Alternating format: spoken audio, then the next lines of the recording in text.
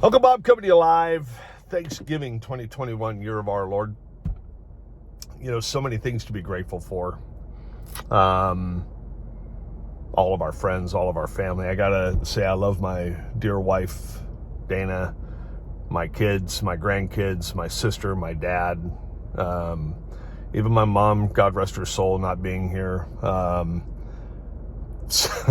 I've got some great friends, man. Lou Picarone, Russell Walker, Bob Jacobs, John Williams, Frank Beatty, Frank Mayers, Joanne.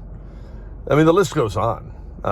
Randy Kettle, Randy Curtis. I mean, all of these people have made an impact on my life and made me a better person. Some of my best mentors, Cecil Cook, Paul Payne, I talk about these guys all the time because they had a direct impact on my life and give me a reason to be thankful.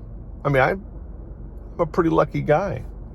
So, you know, 1,000 years ago, this guy, Heraclitus, believed that three things could change the nonsense in our lives and help us to enjoy the short life we have left. Because let's be honest, folks, life is short. We only have so much time. So take in only that which is important from those that are trusted sources. And if you don't trust a source and you hear something that's viable, well, dig into it a little bit. Be smarter than the average bear, right? Anyway, Heraclitus, and if you don't know who that is, you should look him up. He's a pretty sharp fella. 1,000 years ago, said perception, action, and will are really three things that you can apply every day to make your life better, right? Control your perceptions. Direct your actions properly. And by God, willingly accept what's outside of your control. You know, it's amazing. We can be thankful that we've survived this far through bird flu, swine flu, Rodney King, O.J. Simpson, the 94 earthquake. You know, it's, my God, the world has always been coming to an end. Look back, see the messages then, compare them to the messages now. Is there really any difference? You know, I think there is some positive things over the last 3 decades of my life. You know, I love everybody, right? But things, you know, we have learned. We have become better. Terms like defund the police. Maybe the term is different, but the BS is the same. My old man was a cop at Woodstock. Before, I've got cops in my family 100 years ago. And talking to them, now that some of them have passed, it's kind of sad. But, you know, I learned a lot about being a cop from the cops of other generations. And they all said the same. You know, we're the people everyone loves to hate because they don't want us showing up when they have acted in foolishness. You know, it's a bitch being a promise keeper and stepping on the line.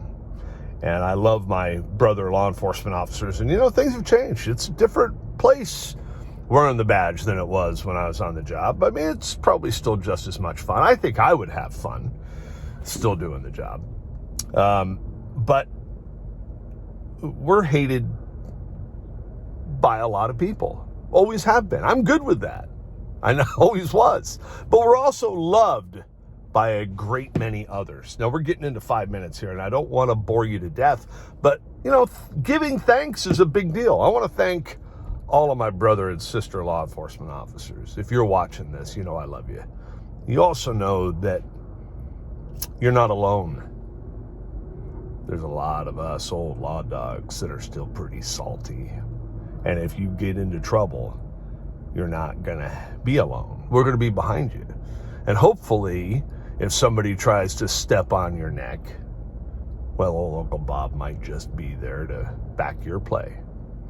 So I say don't defund the police refund the police. Make them bigger, badder, and better. And we better get this jail thing squared away, folks, because releasing these scumbags is doing nothing but putting you in harm's way and your families. 73% uptick in violent crime. Check it out. It's true. Yeah, these aren't just fictitious numbers that I'm pulling out of my keister. This is the real deal.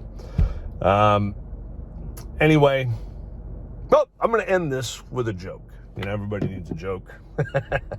I heard this one today. It almost made me laugh. Mother Turkey says to the disobedient baby turkeys, if your father could see you now, he'd roll over in his gravy. And with that, Uncle Bob's out.